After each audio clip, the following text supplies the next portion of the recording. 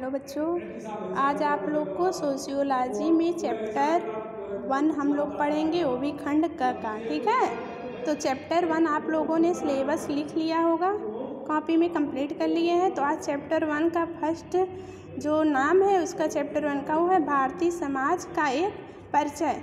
तो भारतीय समाज का जो परिचय है उसमें आपको 3 टॉपिक पढ़ने हैं। ठीक है, 3 क्यों 4 पढ़ना है। उपनिवेशवाद, राष्ट्रीयता, वर्ग और समुदाय। ठीक है, तो सबसे पहले हम क्या पढ़ेंगे, उपनिवेशवाद।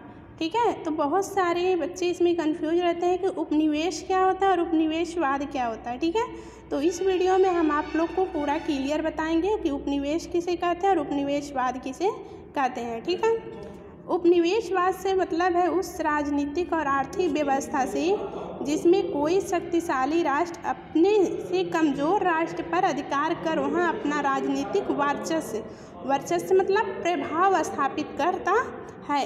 कहने का मतलब है कि उपनिवेशवाद का अर्थ यह होता है कि जब कोई राष्ट्र आर्थिक रूप से और राजनीतिक रूप से बहुत शक्तिशाली होता है और अपने से कमज़ोर राष्ट्र पे जो आर्थिक और राजनीतिक रूप से कमज़ोर है उस पे अपना सत्ता जमा लेता है और उसकी राजनीतिक पे आर्थिक पे अपना अधिकार जमा लेता है, तो इसे ही हम उपनिवेशवाद कहते हैं। ठीक है, शक्तिशाली और उन्नत राष्ट्रों द्वारा पिछड़े राष्ट्र के लोगों पर नियंत्रण और शासन स्थापित करना ही उपनिवेशवाद कहलाता है। यानी जो शक्तिशाली राष्ट्र होता है और जो कमज़ोर राष्ट्र होते हैं, ठीक है, तो जो शक्तिशाली राष्ट्र के शासक होते हैं वो कमज़ोर राष्ट्र पे जब अपना शासन अधिकार यानी सत्ता और शासन जमा लेते हैं तो उस प्रक्रिया को ही क्या बोलते हैं, उपनिवेशवाद। ठीक है, जब शक्तिशाली देश किसी गरीब कमज़ोर राष्ट्र पर राजनैतिक आर्थिक रूप से अपना अधिकार कायम कर लेता है तो उस कमज़ोर गरीब देश को उस शक्तिशाली देश का उपनिवेश कहा जाता है।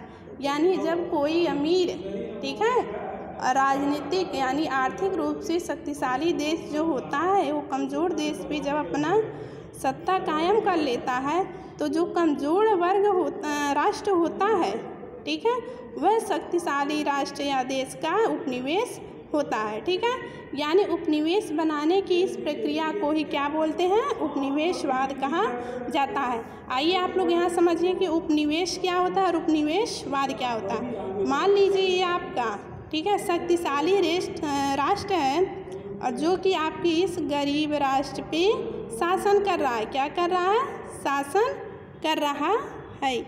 ये आपका क्या है, शक्तिशाली राष्ट्र एक गरीब राष्ट्र पे शासन कर रहा है।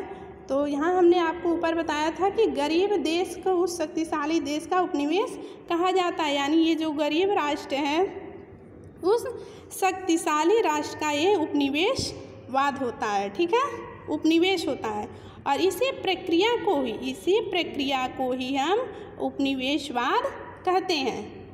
समझ में आ गया।